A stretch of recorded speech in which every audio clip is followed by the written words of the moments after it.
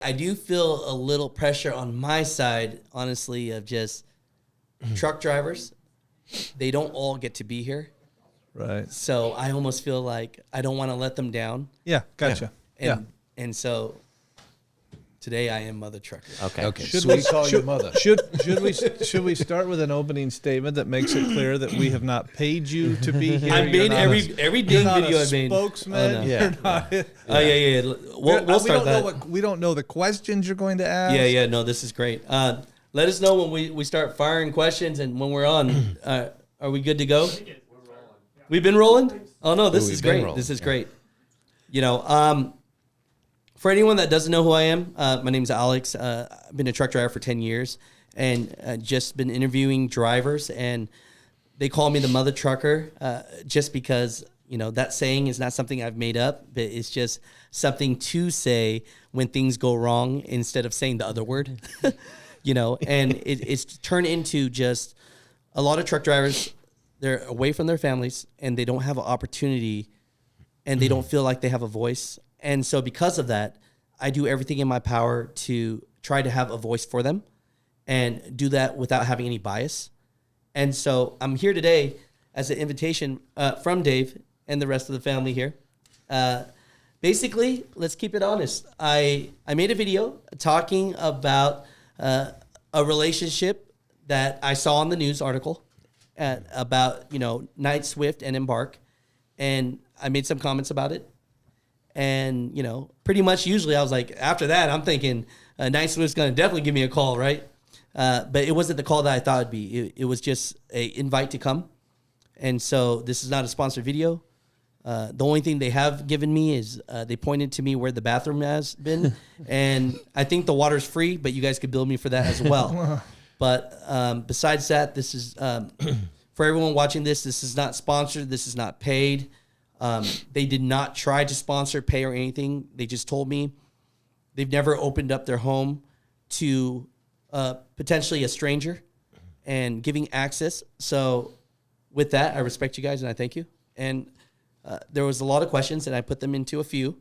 And I thought that we could answer because there's perceptions about mega carriers and what they do. And Knight Swift gets put into that, category. And so there's a couple elephants in the room that I just wanted to bring up. Sure. And have you guys just respond back naturally. Yeah.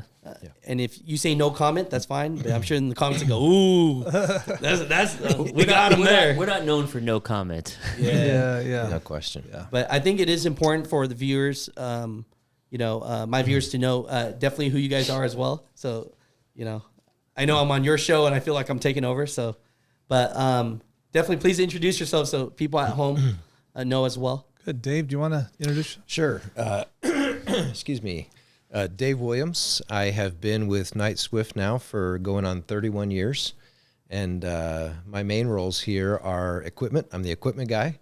Also government relations. So I work directly with the federal and the state governments on driver-related issues. So nice to be here. Oh, that's awesome. Yeah. So I'm Adam Miller.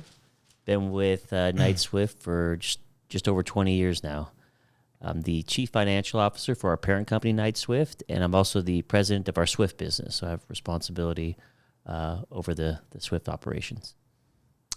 Dave Jackson. I'm the president of Knight Transportation, and I'm the CEO of Knight Swift Transportation Holdings, which is our parent company. And so the three of us have worked together for a couple decades. I've been here almost 23 years, and we've all been on the Knight side, and we brought on a big sister company a little over 5 years ago in September of 2017 when Knight and Swift merged together. And as a result of that, the Knight leadership team assumed, and the Knight board really assumed leadership of the combined entity. We have a few other brands that we're very proud of that are also part of the family. Bar None out of Granger, Iowa is one. Abilene Motor Express out of Richmond, Virginia is another. And then more recently, we've added some LTL companies, AAA Cooper out of Dothan, Alabama, Midwest Motor Express out of Bismarck, North Dakota, as we've gotten into the LTL world. And there's a few other smaller brands that we've made investments in as well. One thing you'll notice about us is We maintain the independence of the brand.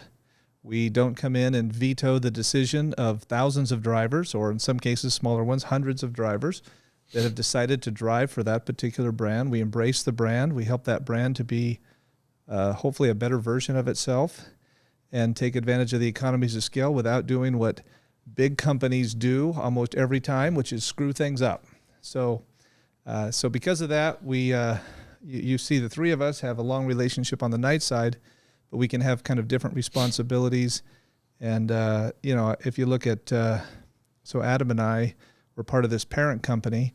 We try and keep a very thin parent company, not to burden all these brands. So we have day jobs. His day jobs happens to be the president of the largest truckload carrier in the country, and I get the opportunity to be the president of Knight. So a little bit about us. It's a little different structure than you normally see with companies that immediately slam their brand and label on top of anything that they buy. So no, I think that's great. I appreciate you guys. I definitely respect that. You guys definitely have things to do today besides be here with Alex, this YouTuber guy, right? So I do really appreciate that. Yesterday, they actually gave me an exclusive private tour that at one point we will post out so that you guys can see. I'll kind of give a cliffhanger. Was it a place where it was one building and businesses and a meeting room of phone calls and drivers aren't allowed in, or was it a different expectation of just a community, right? And I'll be honest, pretty next level stuff. When they see this video, pretty next level stuff as far as I could personally see that you guys are trying to be better. I can say that out loud easily. I mean, I've been to a lot of other terminals, and most of them don't have the amenities that you have. No one can disagree with that. So, I thought that was really great. Are you going to show the video of when I beat you in one-on-one basketball, or are you going to? Oh yeah. That did not happen. I'm telling you. Just as you said on your video, that's now gone viral overnight. You destroyed me in horse, and so I don't know what it's going to take to get a rematch at some point in the future. But I think I'd love. Maybe we do something for like charity. Like if I can beat you, then we go to then money goes to our charity, and if you beat me, then money goes to your charity. Something like that. Yeah, I think that'd be cool. And I have a chance to earn some self-respect with my children again. Oh man, no. Good thing I didn't have their TikToks and numbers and emails, because I would have sent it right over. Oh, don't worry, they've already seen it. So, But one thing I do want to make about this video that's clear, that basketball court was in the truck driver's lounge. It was not in the executive building, and I just want to make that clear, because I did see a couple comments, and that was just a snippet, but that was for the truck drivers, and all the truck drivers have access to that. So, I'm not over here trying to defend Knight and Swift, but that would be fair not to say that. So I'm glad you pointed that out. We would love to have a basketball court here in this building, but that we can't justify that kind of investment here. Yeah. And so, in fact, none of us have a assigned parking spot. So if we don't get here early, we walk a little further, and then at the end of the day have to try and remember where we parked. And so that's not...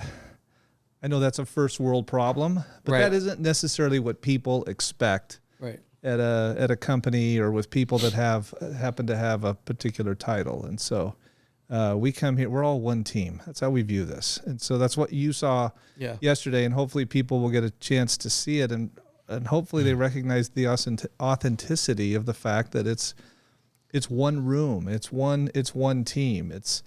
We work really, really hard to help our drivers to feel empowered that we're all on one team, because this industry just too many times has screwed this thing up, and thinking that there's like a two-class system, or that somehow that one group is different, or one group can be the pigeon and one group stuck as the statue. It just doesn't work. That's not how it works. And so we try and bust that up the best that we can. So. No, I think this, the fact that you guys are here with me today, I think this shows that, as a company, you just want to be open and want to just let America know, more of the truth about your company than what people perceive without knowing, right?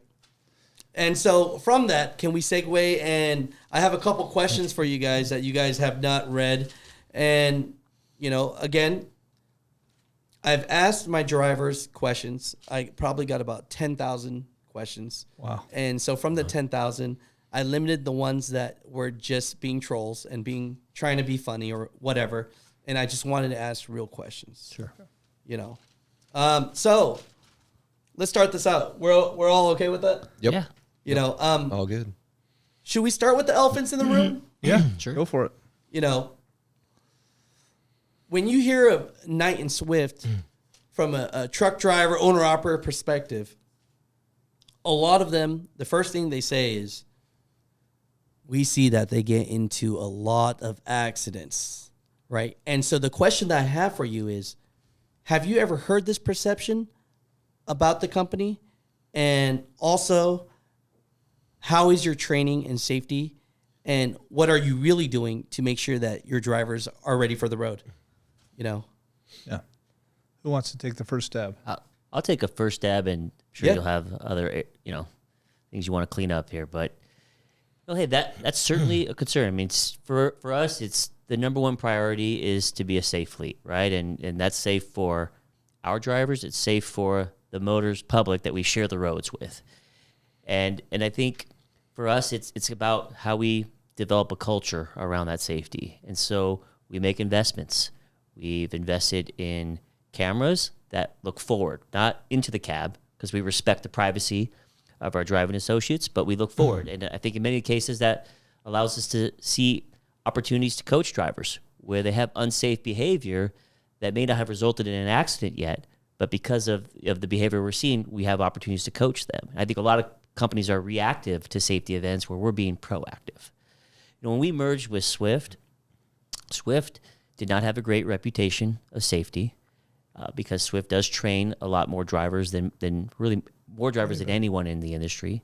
But as I shared with you, yesterday, and I think you might be on your video, we have more million-mile drivers at Swift than any other company as well. And so we do have a very experienced group, but we do have a lot of trainees. And we've put a great focus on ensuring that when our trainees are over the road, they are prepared to handle any event that may come their way. We use simulators to help us through that process. We have a very developed training program with great mentors that are very experienced at helping with that.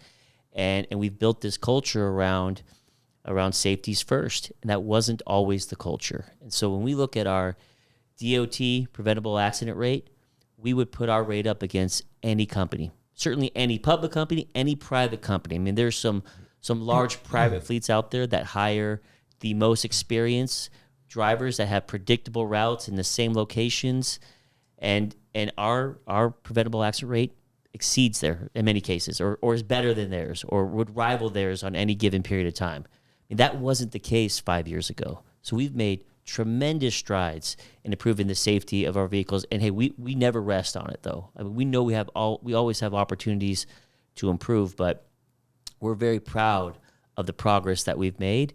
And we continue to look at other technology that's out there that we believe will improve the lifestyle for our driver, but also the safety of our vehicles. No, I do appreciate that because most people would never say that we weren't doing so great 5 years ago. So 5 years ago wasn't so great. After the merger, you guys kind of jumped back together, it seems. And then, so what was the big switch that made the ratings better? Was there one absolute thing that you just saw that it just clicked and it worked? It's, again, taking some of the principles that have always made us safe at night and applying them within the Swift organizations. When I say 5 years ago, I'm referring more to the Swift performance than night, but taking those principles where it's adult-to-adult coaching of our drivers, giving them the opportunity to see where their behaviors lead to unsafe activities and creating a higher standard for those that we're hiring, right? Creating a better training program with our mentors and really we incentivize our drivers on their safety scores, but also other areas as well, but not letting safety be an afterthought. It was just culturally around this, we align safety with operations. In many cases, and in a lot of companies, they pit them against each other. It was a collaborative effort that we had to work together to be able to really change the behavior that we wanted over the road. Yeah, one of the other things that we did was, and hey, whatever side of the aisle you land on with regard to substance abuse or drug use, right? We made a pretty critical decision to change the way that we approach drug testing, and we started using hair testing. And if you're familiar with that, you know, in a urine test, basically it lasts for a couple days. With the hair, it lasts for months. And so what we found individuals that probably shouldn't have been driving for us, individuals that put others at risk by submitting themselves to drug use. And so by changing that, we changed the Swift driver fleet. We improved the driver fleet. And so all you got to do is look at one number really to see a dramatic improvement, and that's our CSA crash score. And those aren't public, but we can see them, and we know, and they rate you based on, you know, 1 to 100. And prior to the merge, Swift was in the bottom 25%, let's say, right? So not doing well. And all you got to do is look up YouTube for a Swift accident, and you can find them all over the place, right? But in the last 5 years, with the things that Adam's talked about, as well as cleaning up the fleet from drug users, Swift is now in the top 25%. And so we've seen a dramatic change, and it's not just one thing. It's a culture. It's making that a priority. In that investment, you know, every trucking company of size is challenged to hire drivers. But making that change from moving away from just urine tests to hair testing, there were 2,000 drivers that passed the urine test but did not pass the hair test. In the past, we would have hired them. And, hey, we needed that labor in that environment, but we refused to.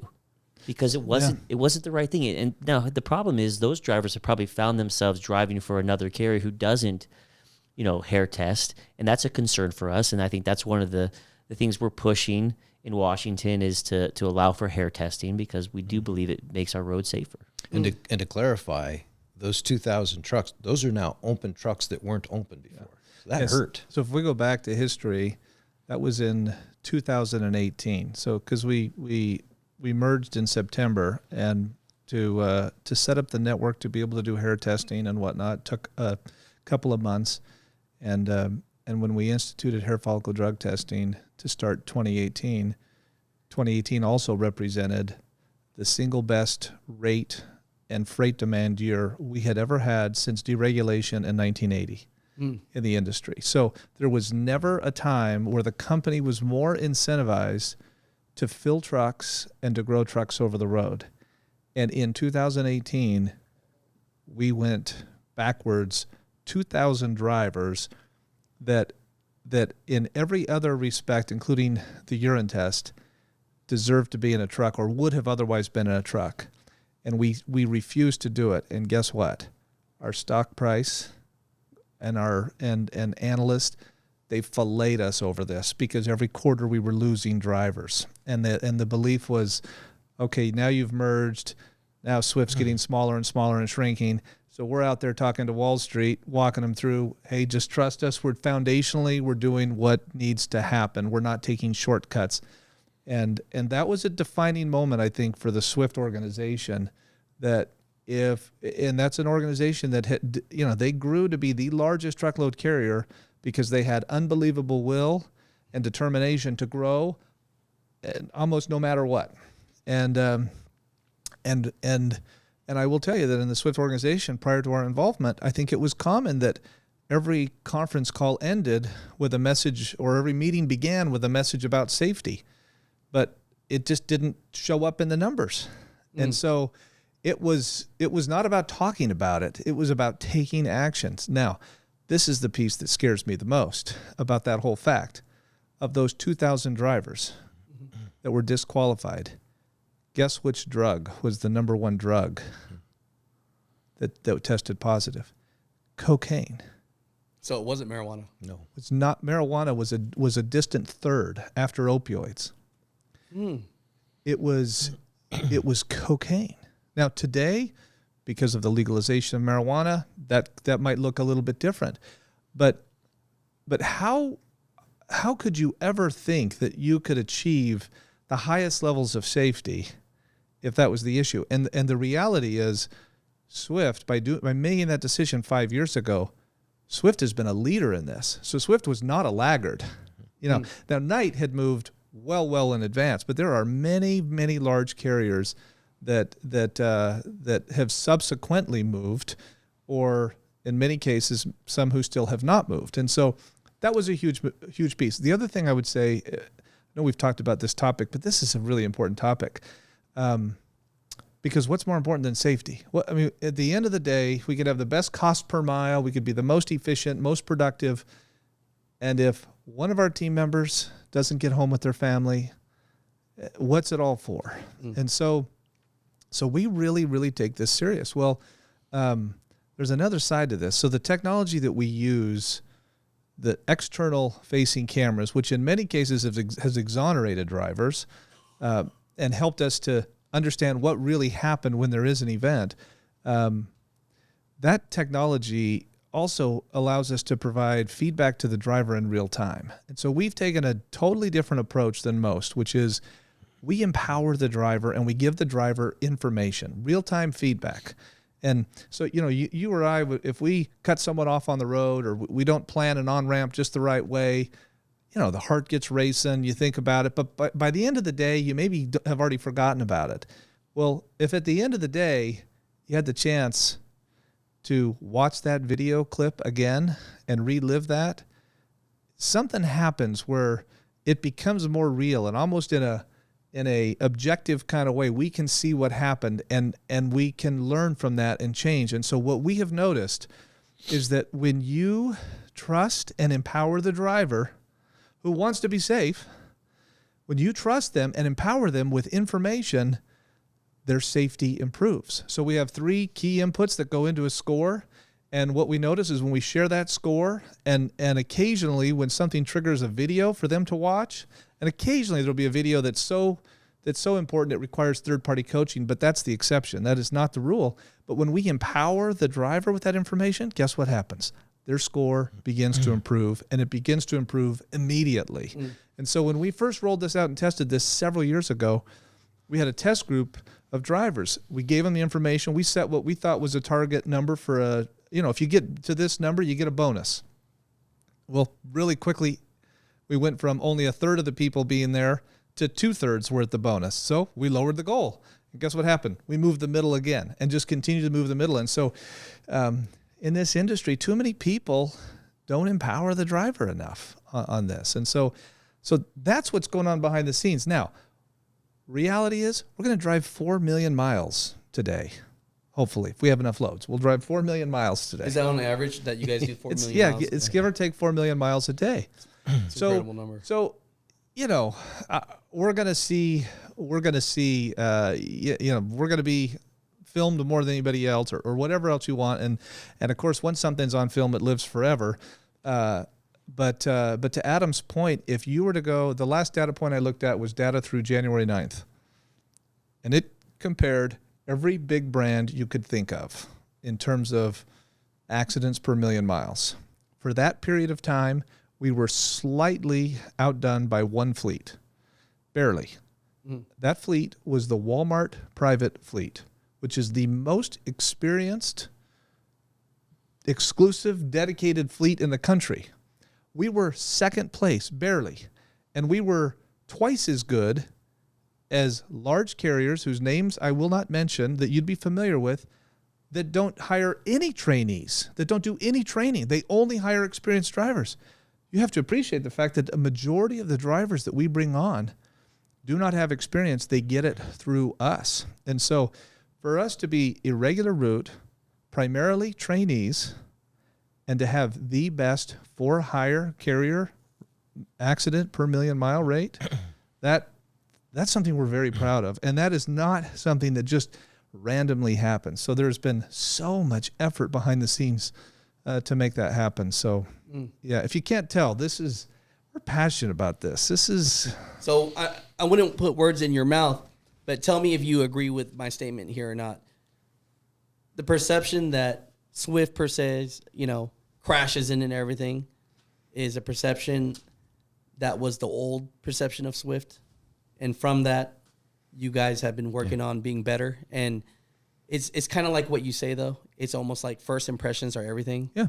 So It takes time to let's move root on. that out. Yeah. You'll notice about almost 5 years ago, maybe it was a little less than maybe 5 years ago, we rolled out a new logo for Swift. Mm-hmm. You know, and a new logo doesn't do everything, but we are grateful for the growth. We're grateful for many of the things that Swift's done that are unique and that no one else could have done, really.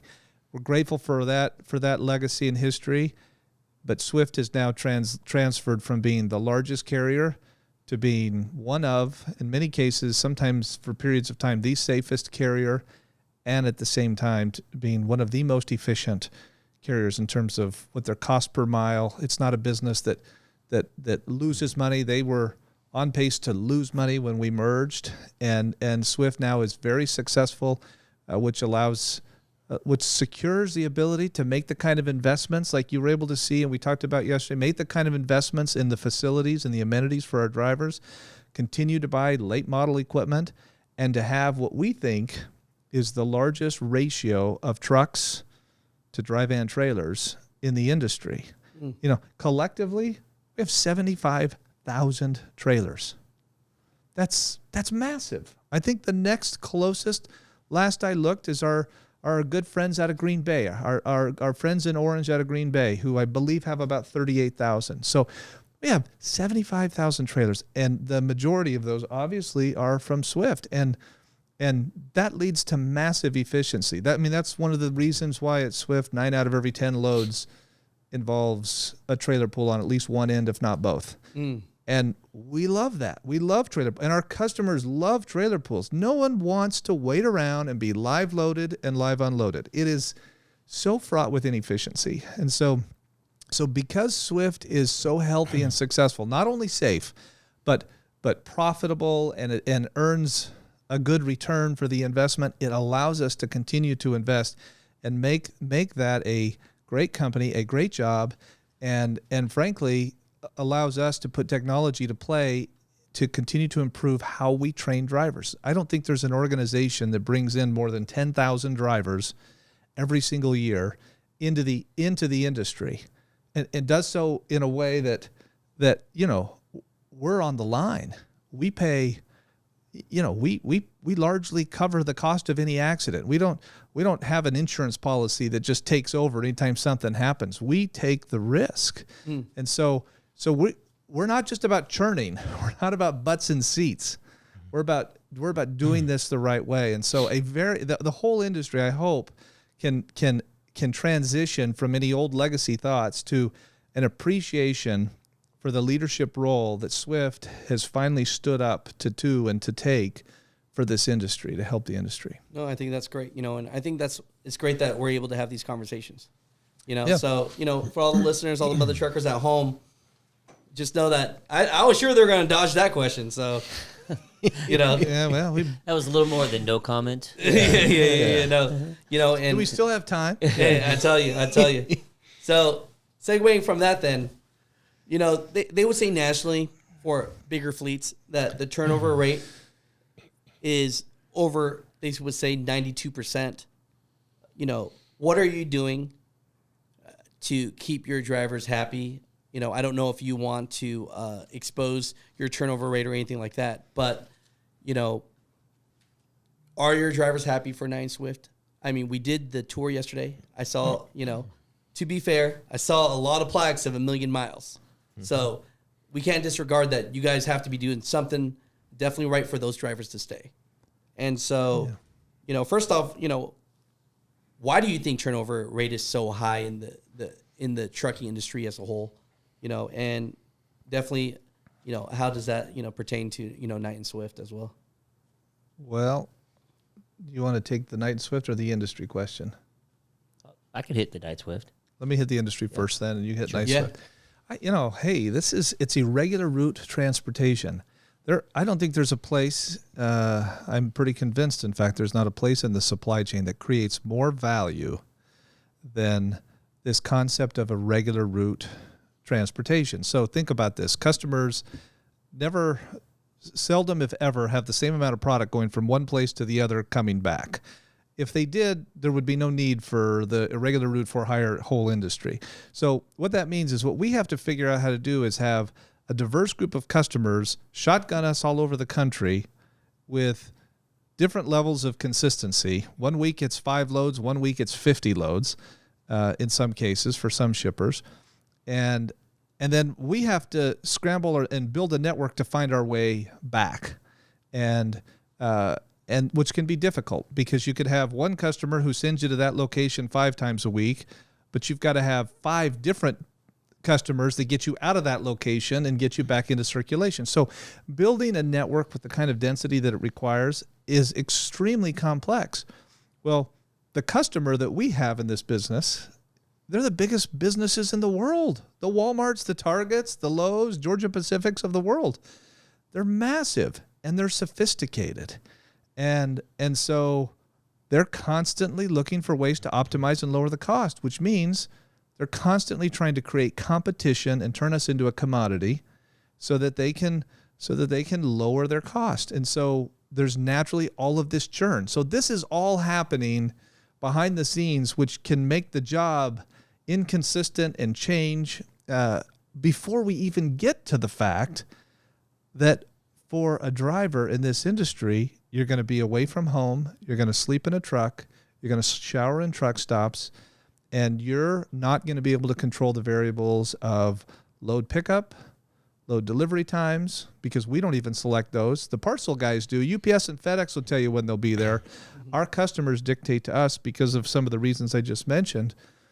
And you can't control exactly what cities you're going to go to next in that irregular route world. So the ability to try and manage a high quality of life with consistency and predictability can be difficult in irregular route. So you add all of those things into a blender, and then you add companies that struggle to really connect to an individual, and they start treating them like a truck, like they're a robot, and pretty quickly you can see how communication and trust can break down, the variables, the unpredictability, and no wonder we have an industry that has 100% driver turnover. So if you want to really try and solve this issue, we think you have to do it not only to treat individuals or see people as individuals, treat them as such, certainly not as truck numbers, not as robots, but then begin to address the unpredictability. And it's hard to do that without real scale and size and sophistication. And so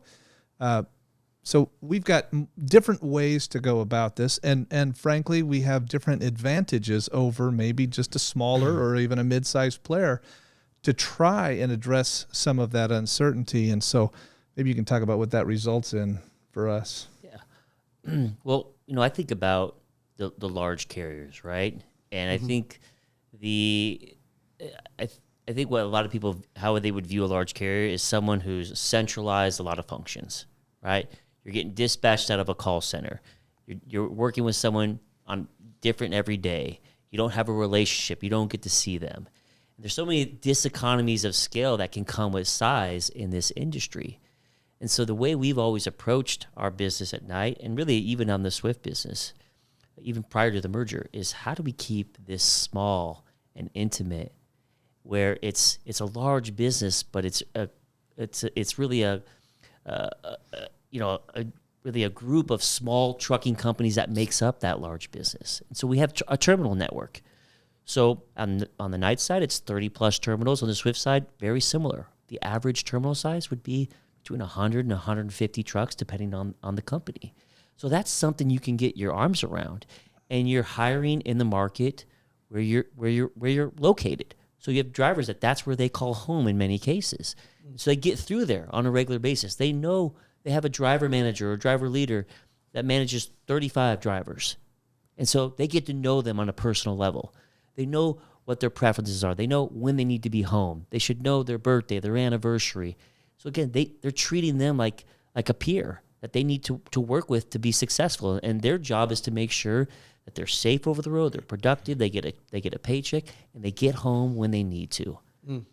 And that's a difficult model to manage, because we can't go out to a floor, say, here's a new policy, here's what we're doing, here's a new strategy, everyone good, okay, let's move. No, we have to be able to disseminate that information across all these terminals, which is a challenge. There's more cost with having it. You have to have a leader in every terminal.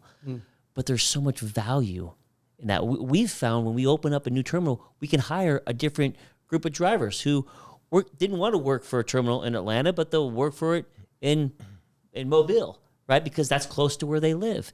And that's why we build out this network. And so the result of that is, a turnover rate that's significantly lower than the industry average. Now, as Dave mentioned, it really comes down to relationships. That's really where turnover starts. If you have a driver who's over the road, invariably they're going to run into a challenge. Okay, and sometimes there's a tremendous amount of frustration that comes with that. They don't have a good relationship. They're calling into a call center to someone who doesn't appreciate them or know them personally. In many cases, they just move on, right? Or they didn't even tell them that they're frustrated. They just move on, right? Because they could get a job the next day if they wanted to, if they're a good quality driver. But when you have that relationship, you have a driver, our ask is, let us help you. Let us address it. Let us work with you.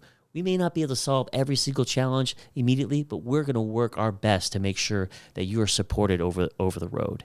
And so that's what our terminals embrace that.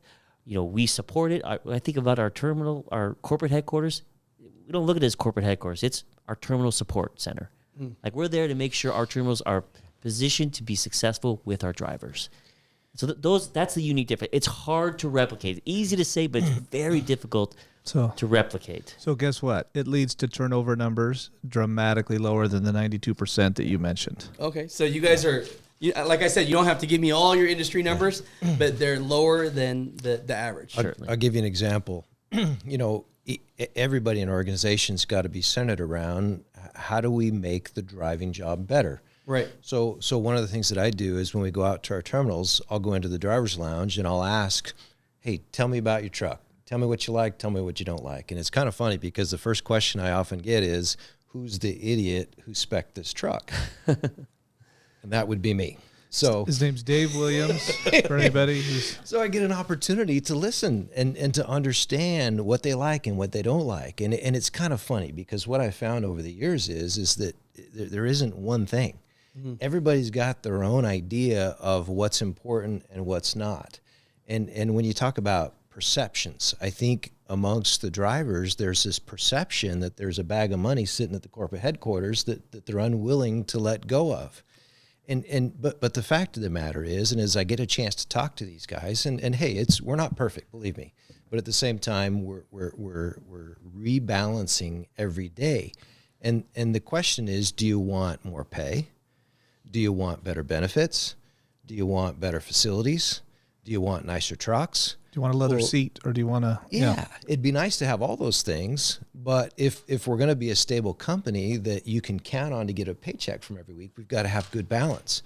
And so for us, it's always measuring the temperature of our drivers and understanding where their priorities are, and then having us be able to shift those priorities. Yeah, and Dave gets great feedback, but we do surveys as well on a regular basis, so we can understand what's the sentiment from our drivers and all the equipment that we have. I think he's just reading off of my questions here because I was going to say, I didn't see him.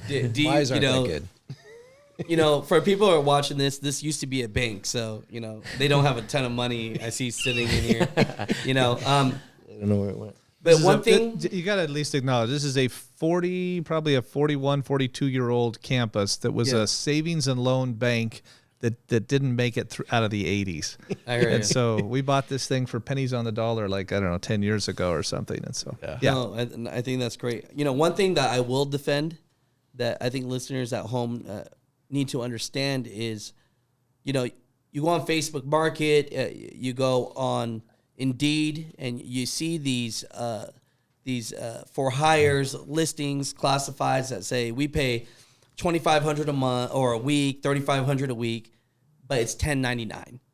Yeah, and so a lot of people sometimes they might look at it and say, well, this company here pays $2,500 a week, but you have to understand that $2,500 a week, $10.99, is like getting paid $1,200 after taxes with zero benefits, so I will say that I think that's a perception that listeners have wrong, is they see these numbers that these companies say we pay, $2,700 a week, but that's $10.99. You still have to pay your taxes. You have zero benefits. You have zero everything. So at the end of it, how much do you actually have? So, segue into that. Can I throw one thing in Sure. there? It's just this is maybe straddles equipment and turnover. When we hire a driver, we're looking for somebody that wants to establish a career, because we're going to invest in the relationship. There's a time that it takes to build trust, and you can't ever take it for granted. But one of the things we'll do is we want them to begin to think about their first 1,000,000 miles with us. And so you see the recognition. Yesterday you saw the Swift wall. In every one of the Knight terminals, we have something similar. And here in this building, we have all of a wall with all of the 1,000,000 milers. And each business finds its own way to commemorate and celebrate that. But there's a lot of benefit that comes along the way, including, the opportunity in some of our businesses for stock restricted shares over time, for a driver to be able to accumulate restricted shares. In one of our businesses, when you hit 1,000,000 miles, you get a phone call from Dave's group that says, okay, congratulations, you hit 1,000,000 miles. What color do you want your truck to be? Because here's the thing. And what brand of truck do you want? And we don't do this everywhere. We don't do this at Swift, but at Knight we do other things at Swift. But at Knight we do that, Swift. Oh, are we doing it now? We do. Well, I didn't know that happened. They actually have a lot more than Knight. So. Okay, so I didn't know that it had jumped. I didn't know it had jumped the median like that. A couple years ago. I thought I was. It's been years, Dave. They emailed me about it. Yeah. Now I can talk about it openly. Okay. So here's how we look at this. So this might be interesting to maybe two people out there, but the Knight Transportation Red is actually CR England Red, and the Knights called the Englands and said, can we use your color red? And it was a shout out to the fact that guess who Chester England, CR England, was married to? Maud Knight. He was. So there's not a relationship between us and the Englands. The companies aren't connected, but they do go back to Plain City, Utah, way, way back. And so as a shout out, when the Knights left Swift Blue, they wanted to do red. Well, the trucking company color and the truck color is about as sacred thing as a trucking company has. We feel like if you run 1,000,000 safe miles with us, you have paid the price.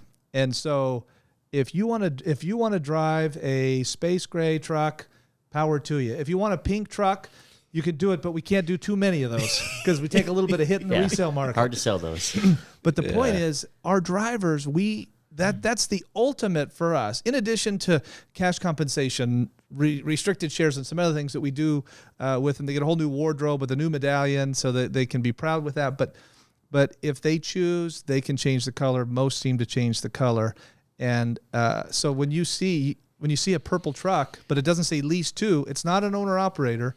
No. It's just a 1,000,000 miler who may or may not choose to put their 1,000,000 mile medallion on there. But those are little things we do to show that we're serious. This isn't skin deep. This is come in, have a career, and we're going to continue to trust and reward you for your loyalty over time. So no, I appreciate that. No, this is great. Another question that came up like probably 7,000 times, right? And this is not. Again, this is the perception of mega carriers, and I'm wrapping you guys into this. That's fair. All right, and we talked a little bit about that, and that's why I thought it was a good segue. Is, everybody and their mama in trucking believes that the big mega carriers are just sitting on a whole bunch of money, and and it's like if they want their drivers happy, why don't they just pay more instead of keeping all that money to themselves, right? And I know that can be. Unless you're business minded, I'm going to say what I think about that first. Okay, so this is what I think. I own some businesses too, and when you deal with companies like Walmarts and Targets, they do not want to pay very well. So to stay competitive and to be able to get those contracts, it is very difficult. So in my opinion, you're not working with percentages on percentages of just profit. we're talking about extremely low margins and profits on some of these things.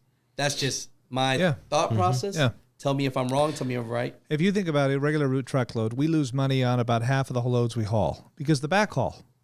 So Phoenix to LA pays nothing. We're below our cost per mile to go from Phoenix to LA, 350 miles. But to go from LA to Phoenix, we make money. And so the combined, if you do it right, and it doesn't take you too long in between loads, you can pull off a profit. So, irregular route transportation is always right on the verge of being a total financial disaster. And so most companies don't earn more than a small single-digit return on their investment. Very capital intensive. So, we've had free interest rates for money's cost nothing for the last 20 years. So you're going to see a new day here. The interest is going to really, really eat into the kind of equipment people can invest in. The age is going to get older and older. And so our goal from the beginning has always been we wanted to have a business. The Knights wanted to develop a business that was not dependent on banks to stay in business. Upper 90% of trucking companies are completely dependent on banks because they do not earn a rate of return that allows them to reinvest into their fleet. And you have to, because trucks they have a relatively short lifespan, and they depreciate like crazy over those first 4 years. So we live on that first 4 year part of the curve. It takes a ton of capital if you want to live in that section, and you have to live in that section if you want to be as safe and if you want to have a truck that doesn't have the kind of downtime or the maintenance cost. And so it's not that you sit on a mountain of cash. It's if you can build a successful business, you can have a business that can grow from a couple of trucks that show up in July of 1990 to today, over 20,000 trucks running on the road in a way that you develop enough return, you're not dependent on banks. So that's one of the reasons why on April 10th, 2017, we had a conference call and said, we've just announced a deal we've made with Swift. Knight and Swift are going to merge, and they're going to merge as equal partners. Even though Swift was 4 times the size, Knight had twice the percentage return. And so because of that, on the New York Stock Exchange, both companies, despite being 25% the size, Knight was the same value as Swift. Approximately $2 billion of market cap value is how Wall Street valued the business. And so you had a company much smaller, but that was self-sufficient in terms of its returns. And so because of that, we were able to grow. And so in an industry that is treated like a commodity, you have to have an appropriate return, and you have to have the lowest operating cost, which means you got to be the most efficient if you long-term, through cycles and seasons, want to be a long-term grower. And that's quietly what Knight has demonstrated and now shared with Swift, and Swift does to an even better extent because of its size and scale, and it has the return, which has now allowed us to move into things like the LTL market and other markets that can make our business over time less cyclical and continue to bring more synergies to strengthen all of the businesses across the board. So profit's not an evil thing. And if you can't figure out how to do it, you become dependent on people that don't allow you to align your interests where you want them to be, like low driver turnover, safety, high returns, high productivity, those kind of things. No, I think that's great because there's going to be a lot of people that want to be fleet owners that are going to watch this. Because at the end of the day, one thing that I think a lot of people get wrong is you have to have money to help people. Yeah. And, if you're borrowing against the bank and you're going broke, that's how you see a lot of these companies overnight have to close their doors, and now 300, 400 drivers don't have a job. Right. And I would just add, over the last 3 years, nothing has been more inflationary than driver pay. Yeah. Intentionally. Yeah. And we know the market is volatile, right? We know there's cycles that we deal with.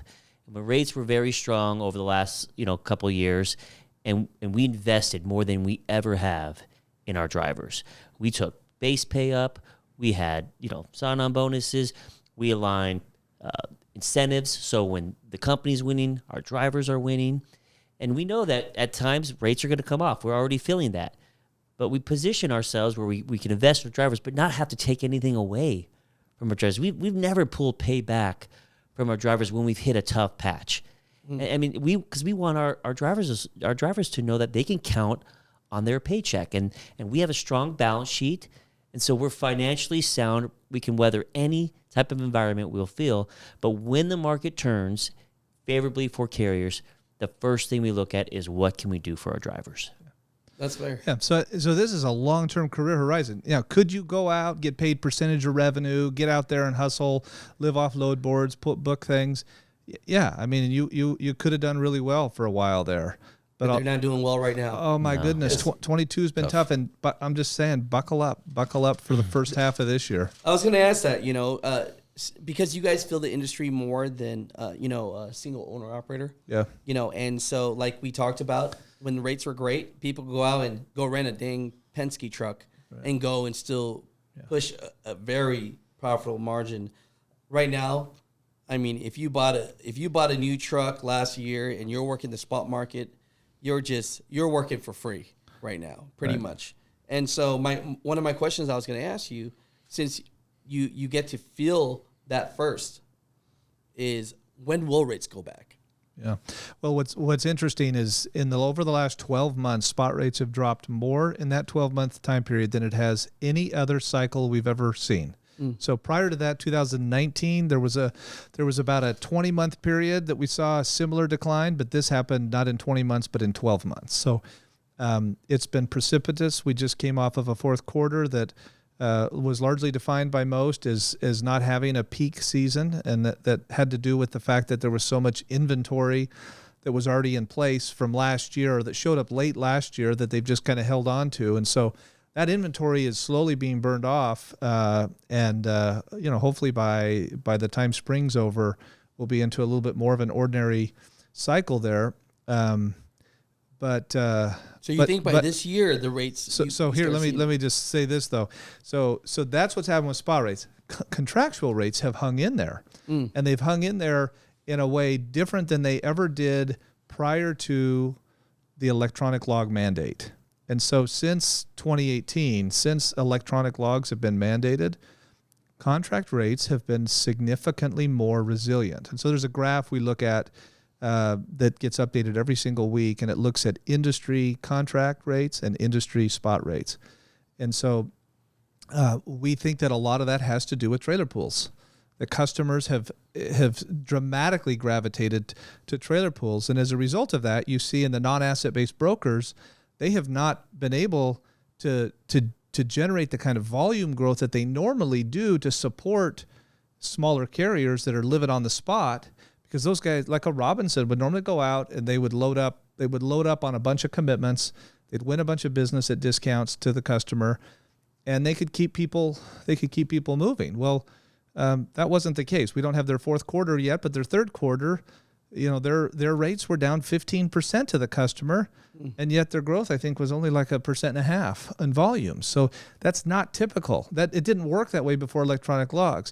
Well, that's live unload freight, and the shipping community just doesn't have the labor to stop and do it, and they can't afford to pay the detention fees that are associated with those, and that drivers have to be paid if they're detained. So we've seen that bolster the contract. So there is a little bit of tale of two cities. So while we talk about the difficulty for those chasing spot, it's been particularly brutal to those that can't live in a trailer pool world, which we do and some of the other larger players do. And so the world's changed. I don't know if everybody realizes to the degree that it has. Now, that being said, when we can burn off excess inventories, which hopefully is by middle of the year, then we get to a little bit more of an ordinary course. And now what we're dealing with is the variable of an economy that's slowing.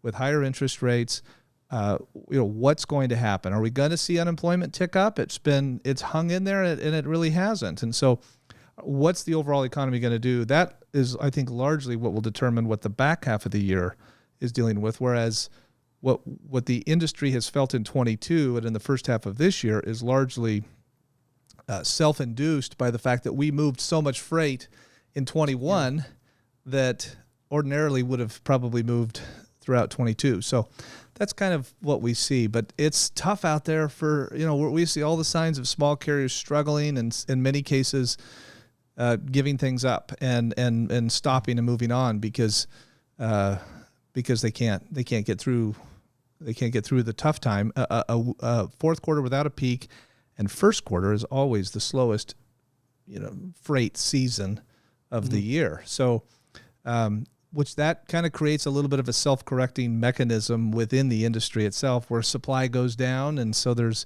less to haul for the back half of the year. So, I think there's reasons to be optimistic for the back half of the year. Okay, good.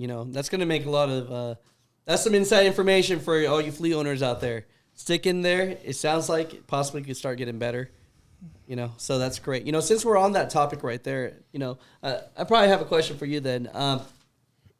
We talked about 2021 being great, the rates being amazing. And so what were people doing? They were going out and buying trucks. They were buying trucks. The used truck market went crazy. People were trying to buy new trucks. I got friends that own dealerships. They're like, Alex, I'm sorry, man. We can't get a new truck until 20 and 24 because the slots are all, done up. When will inventory come back, do you think, for truck drivers out there? I know the used market, the prices are starting to come down because, like we talked about, the spot market rates have gone down significantly. So a lot of people are getting out of the business. Yep. So I see a change in that. But the guy that wants to go out to any dealership and go, I would like to buy a new truck, when will inventory come back? Yeah, so I've been doing this for, 3 decades now, and I've never seen a market like this. Doesn't he look too young for that? I was going to say, I feel like he needs... Those are trucking years too, by the way, so multiply times 7. It's almost like dog years. Yeah. I'll be honest, one compliment I'll give you guys for sure is, I don't know what kind of milk you guys are drinking, elephant milk or what, but, I see this man over here, He's a specimen over here. President of Swift, and I go... hey, so it's goat milk. You're the intern guy, huh? No, I've been running this for 20-something years, and 3 decades, and so whatever elephant's milk you guys are drinking, I would like some of that. It's a little younger. It's goat. Yeah. It's goat? It's goat, yeah. So in any case, I've never seen a market like this. Yeah. It's been highly unusual. It's been compounded by several different issues. Obviously, we had the chip issue yes. but it was more than that. It was raw materials. It was a lot of things that contributed. Well, here we are in 2023, several years after the end of the pandemic, thinking this should be over. Well, it's not. In fact, in 2023, basically all of the OEMs are out on allocation again.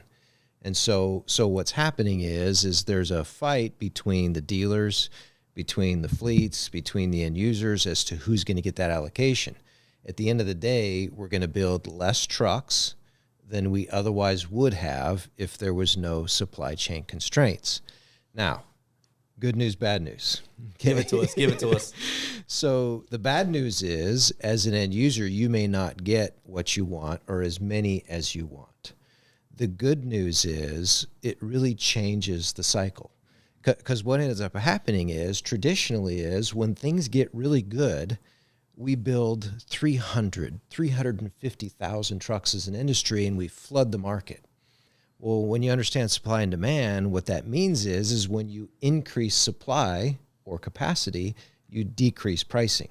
So it's a self-inflicted down cycle. Well, in this case, we didn't get a chance to do that.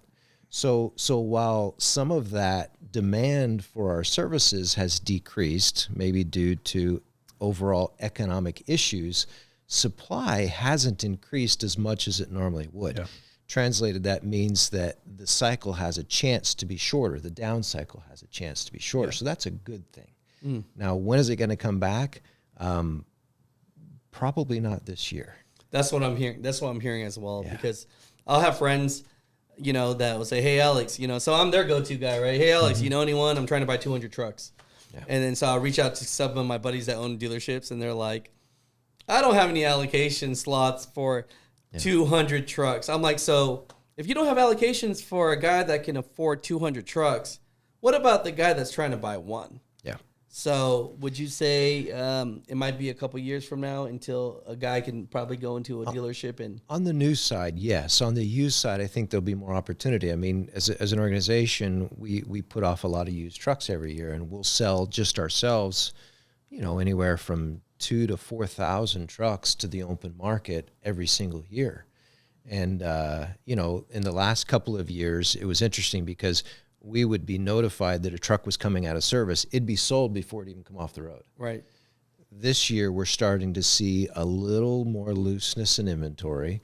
Prices are starting to come down. They're still elevated historically, and I would expect them to be slightly elevated until really new trucks start flowing off at a faster clip. Right, because I think the large fleets really help support the used equipment market. And so when the large fleets can't get new trucks, we're going to run our trucks longer.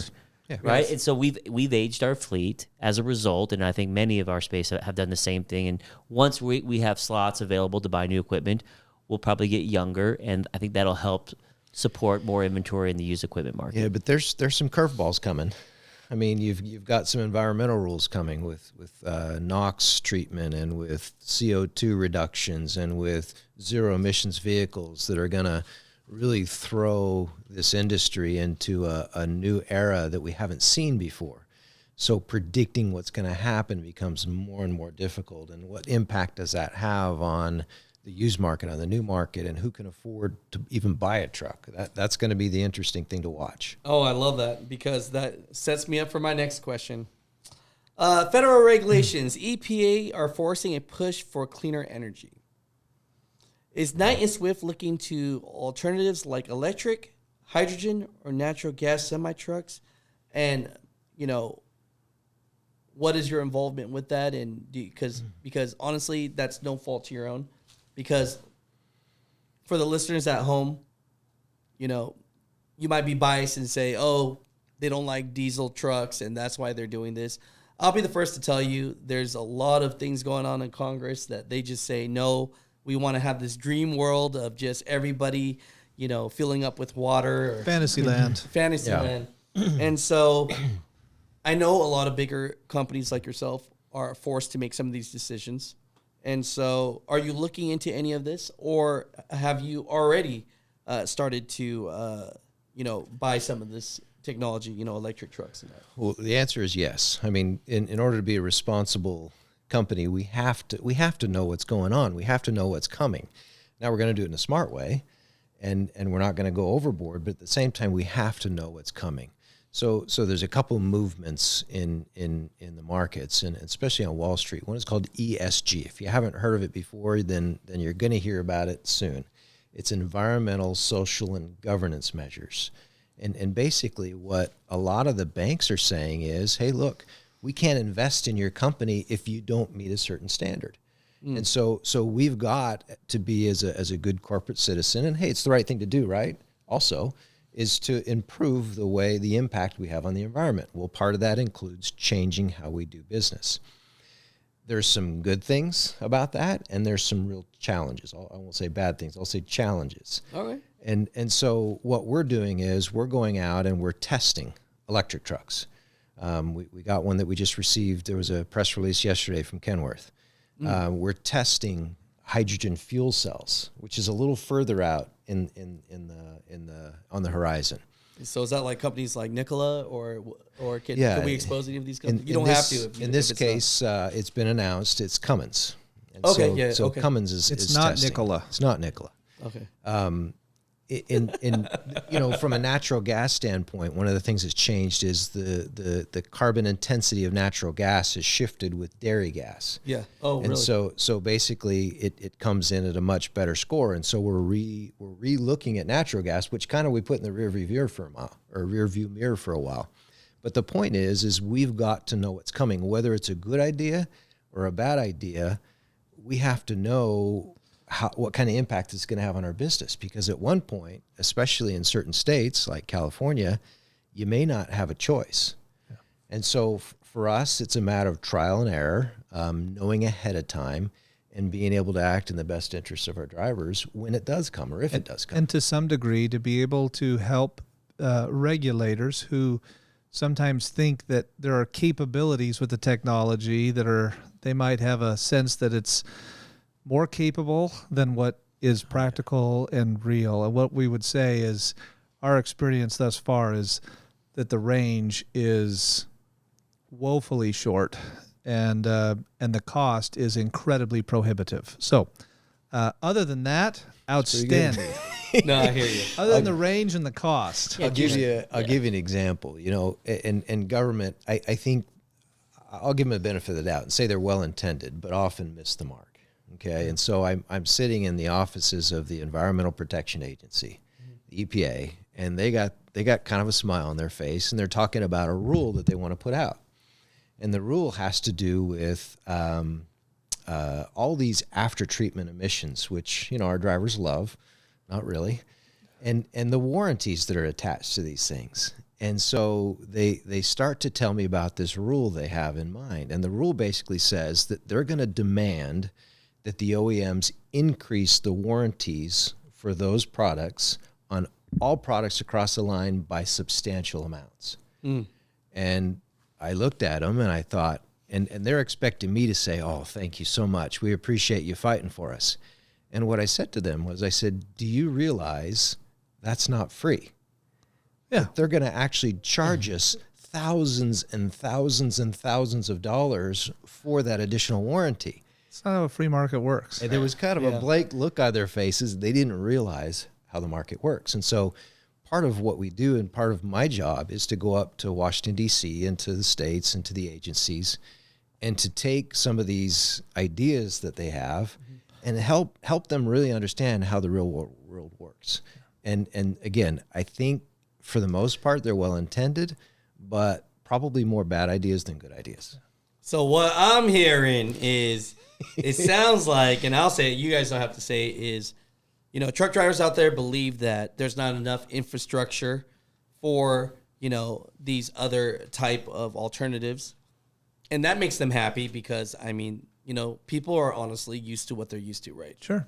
And so I'm not saying that you feel the same way, but from that's what I kind of get from that. And also that just like all the truck drivers out there, we definitely don't think the government has a great clue of the laws that they make.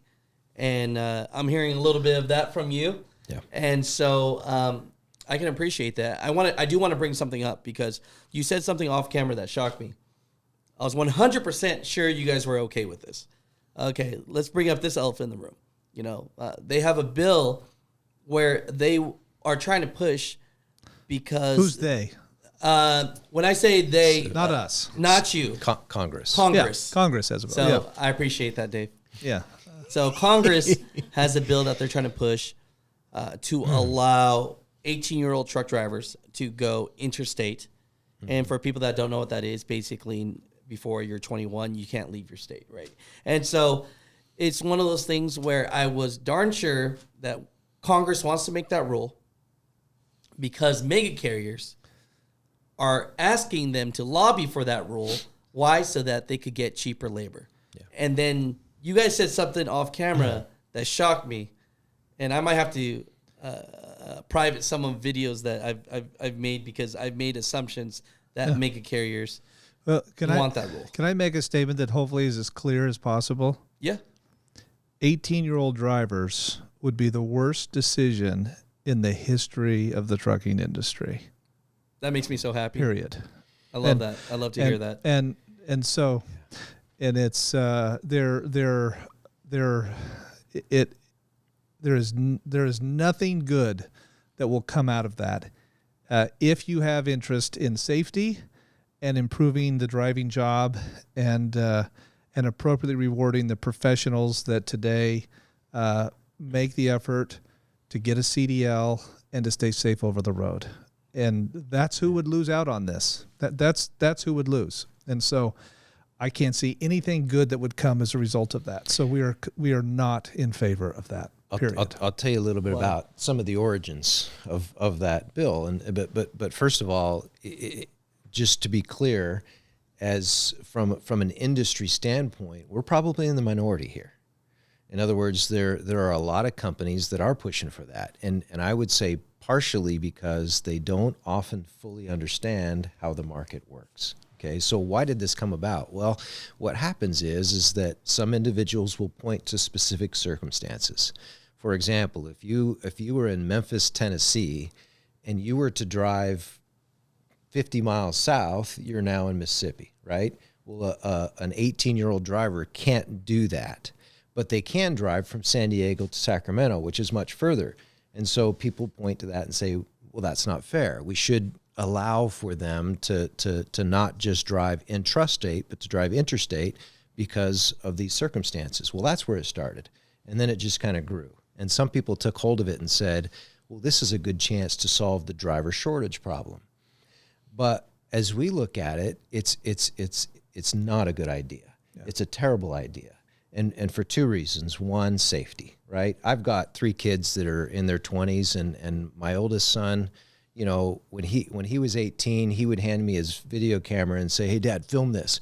And I knew nothing good was going to happen because he was going to do something pretty risky, right?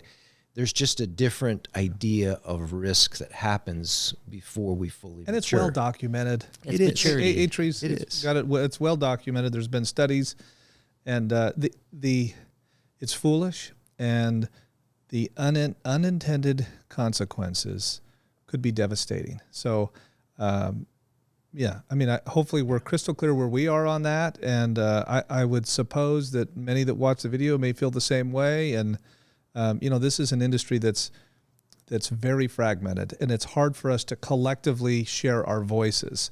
And I think to the degree that people hear some of the things that we talk about here and maybe feel the same way, we're looking for ways to be aligned. There's so much more that aligns us with one another as carriers than makes us different or makes us fierce competitors. Yeah. Dave plays a leadership role in the Truckload Carriers Association. That's focused exclusively on truckload carriers. And still, given the fragmentation and how small the average carrier is, it doesn't represent, you know, representation of 80% of the industry. Like some industries that have 7 or 8 big players, they all get into a room and they represent the whole space. And so I will tell you, we devote time and effort and resources because of our size as a leader in this industry to try to advance things that we think are in the best interest and health of the industry that we serve. Not just to serve our own personal interests. The reality is the industry, we're such a small piece of such a big industry that there really aren't those opportunities. So we're trying to do the right thing, and so hey, we appreciate what you do. The voice that you give is meaningful, and obviously Washington represents it. I mean, they have your number, they have his number, and so you know, hey, we look for ways that we can help common sense things that are in the best interest of the industry continue to advance and move forward. And I do think there's a better way to handle it. No, I mean, so. and you know, one way you can handle it is through an air mile radius. In other words, if the concern is you know, you can go 200 miles within a state, but you can't cross a state line that's 10 miles away, then let's establish an air mile radius restriction. I mean, there's just different ways to do it. Yeah. And so as we talk about these issues, as we talk about the driving job and what makes the most sense, if we're going to compete against construction, you know, as from a pay standpoint, then we can't do things that are going to keep us from getting there in terms of increasing that pay. And so it's a constant battle of walking through the trade-offs. The trade-off is, yes, we can have a greater pool of drivers, but, you know, we may suffer from, you know, in terms of pay, we may see some safety issues, and we're just not willing to compromise. I don't see a way that you don't add more supply and existing driver wages don't go down. That may surprise people to hear us say that, but we're not in favor of driver wages going down. Yeah. And then when you increase that supply, then you're going to have an impact on your rates. Yeah. And so it would ultimately hurt trucking companies who today just think, I have X number of trucks without a driver. if we lowered the age, I could run those trucks. Right. But ultimately, it would hurt their business. You know, it's interesting walking the halls of Congress and talking to senators or congressmen. When they see a flashy lobbyist come in with their slick talk, their eyes glaze over. When they see a truck driver or someone who's in it in the real world walk in, their ears are wide open. And so I think what we can learn from this is we just need to make sure that we're talking common sense. Our voice is heard, That those that are actually affected by this are being heard. Yeah.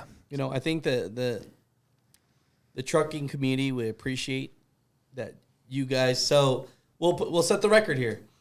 When it comes to wanting to lower wages and having 18-year-olds with no experience jump in the game per se, Knight and Swift doesn't want anything to do with that.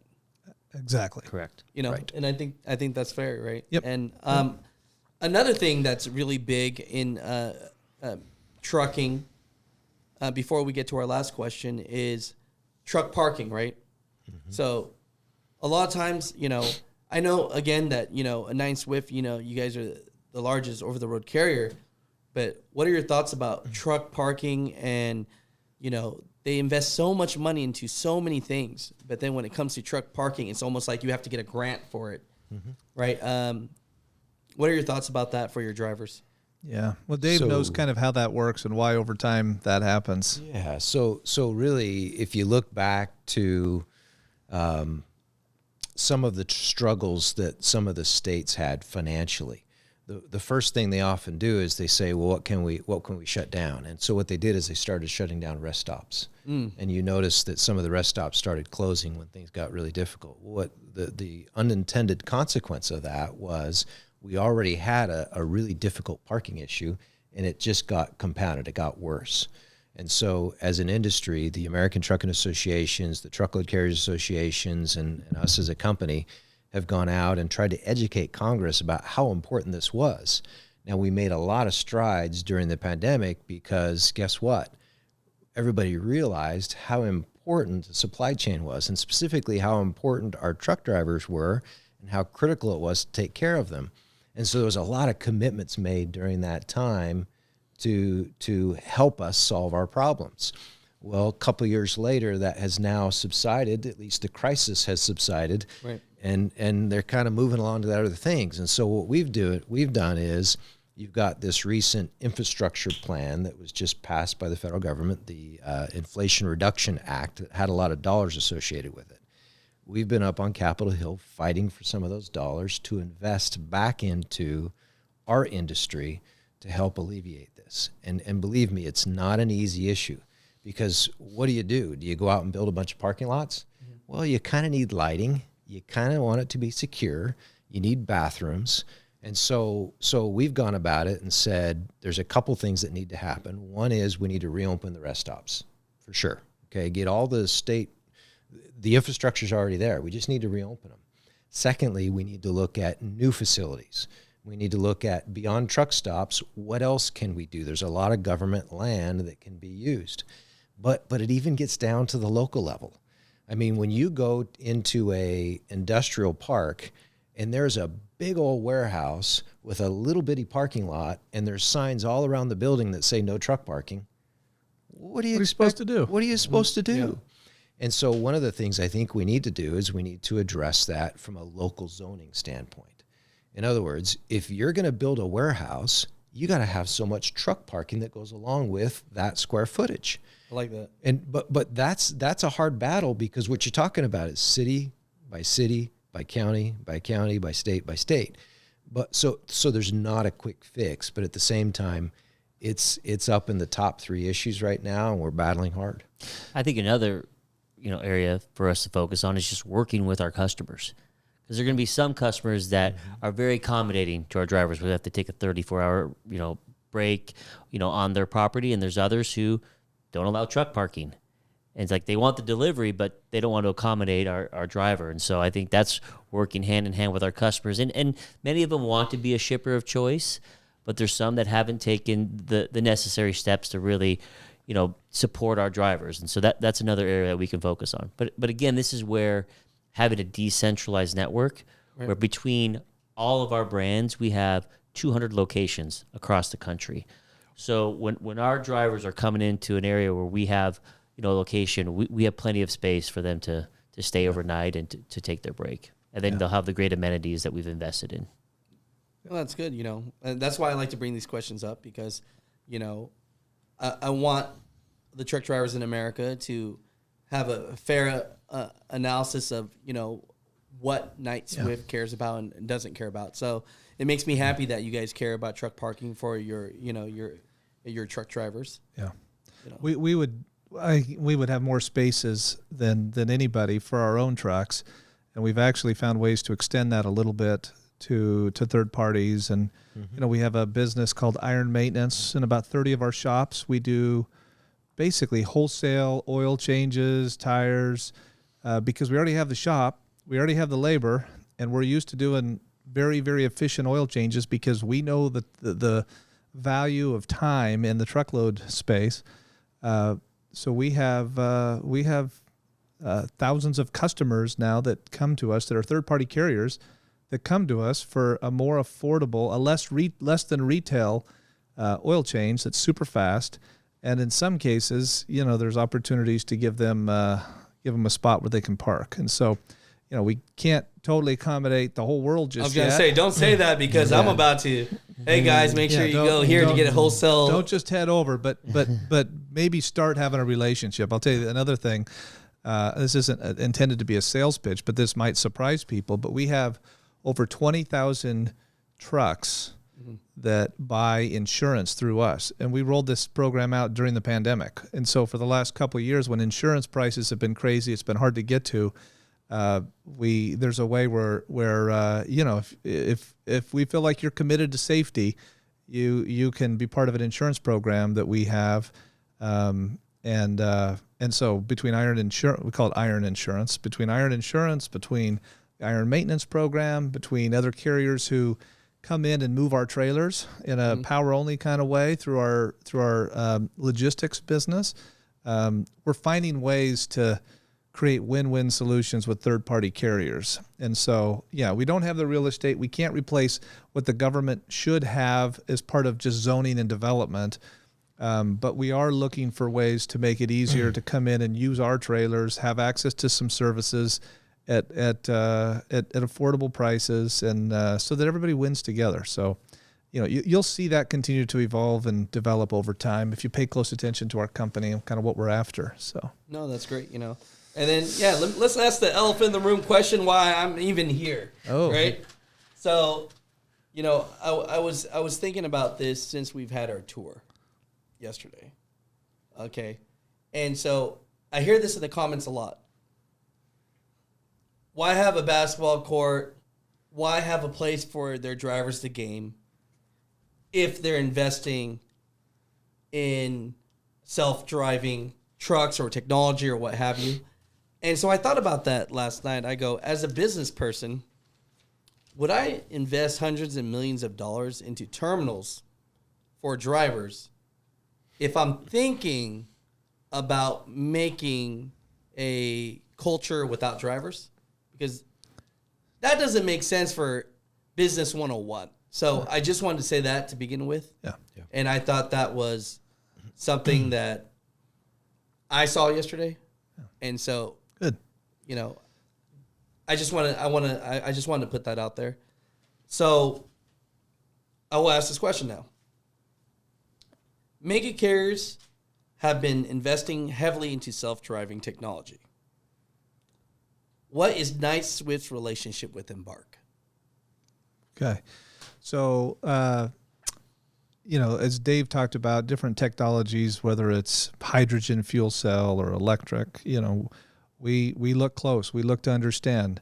There's nobody who operates a fleet of our size, over 20,000 trucks. There's nobody who consistently buys as many trucks, a few thousand, 4,000, sometimes trucks a year, and that is so invested. Nobody has as many over-the-road full truckload drivers as we do. So these are all key pieces to our business. I would say the fact that we have learned how to recruit, train, employ, and help to be successful truckload drivers is our core competitive advantage. That's what we do. So the fact that we have a relationship with a technology company, which is not our strength, technology, one should not paint with a broad stroke that we're abandoning a very successful business plan that we're the industry leader of for some newfound pursuit. I would say that it is common that businesses have relationships that don't have identical objectives. So think about our relationship with our customers. You know, when we're negotiating with our customer, their objective is much different than what our objective is. And we have to try and find a way to make it work for both of us. And they want to buy us for as cheap as we can and give them as much capacity and let them hold on to trailers for eternity. And we're on the other side trying to be profitable and trying to be productive and make it a good fit for our drivers. And so Embark, I would look at that in a similar fashion.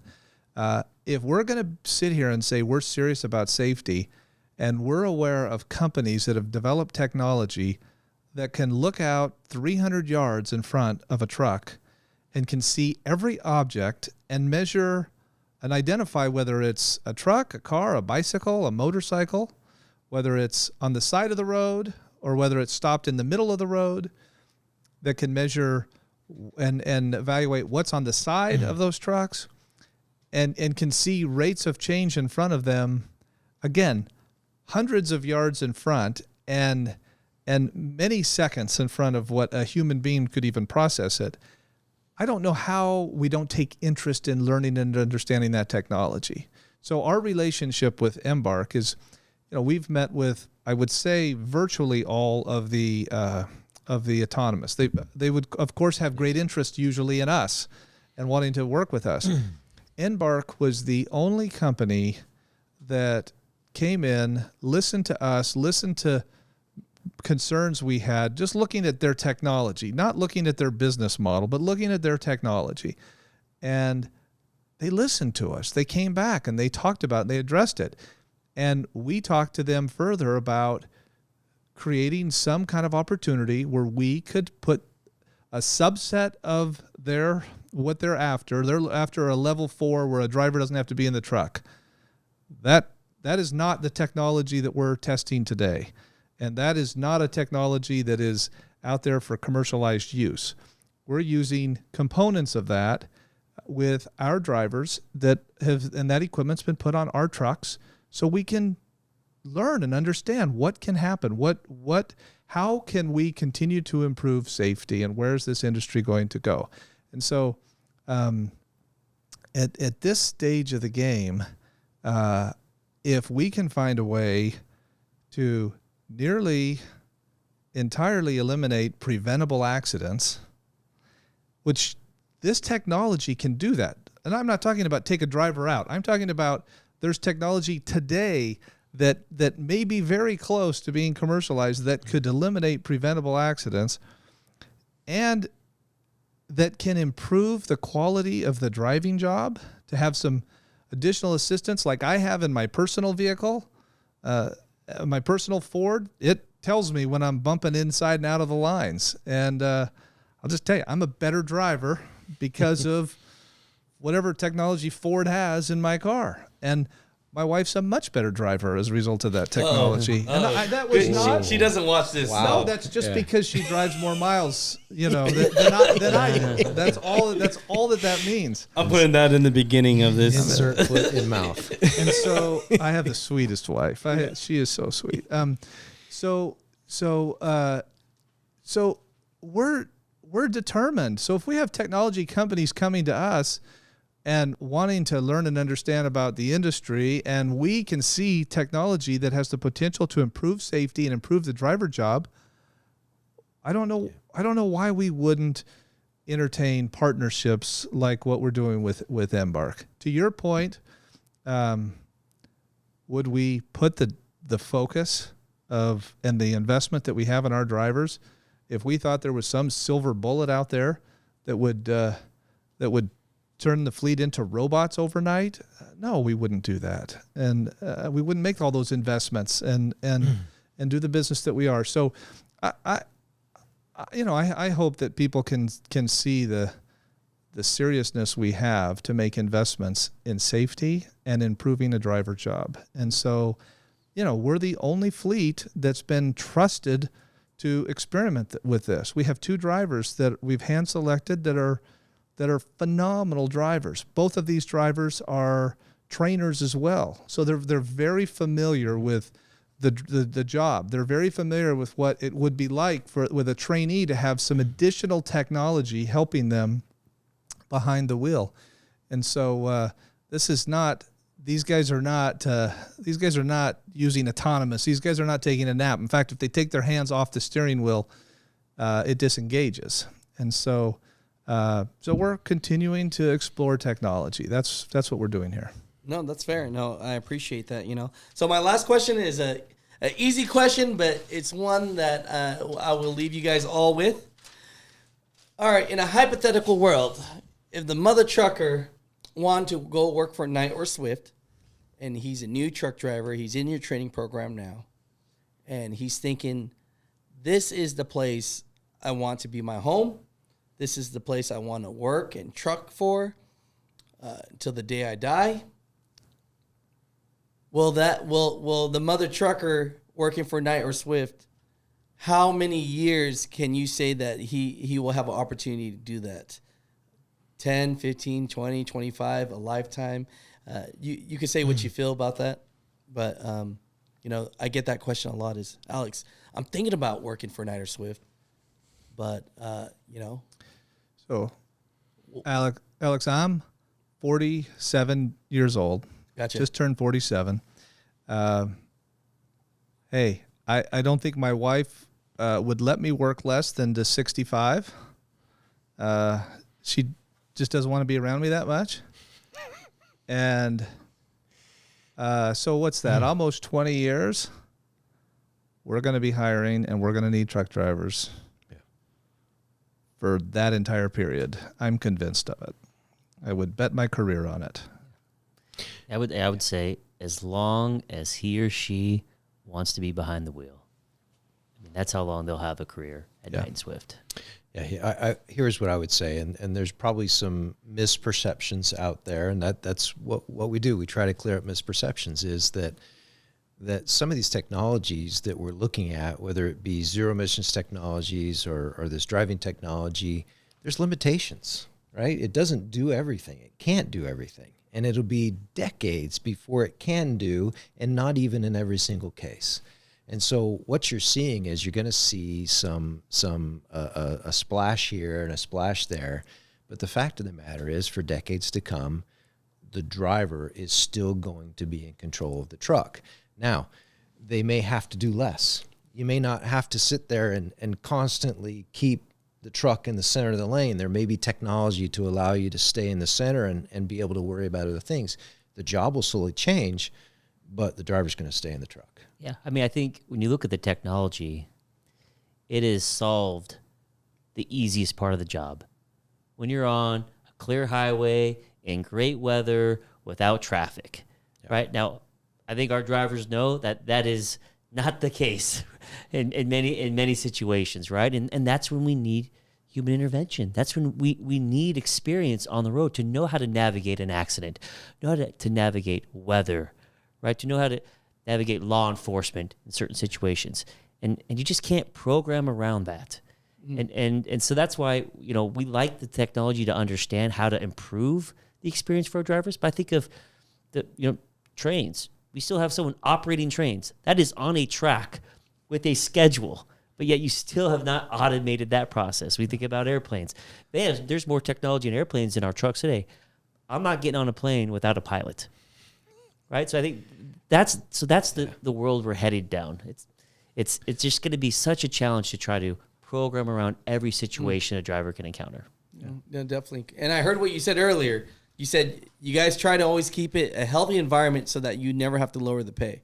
And so one thing that drivers are concerned is, as the technology gets better and the truck driver does less, they're feared that the pay will go down.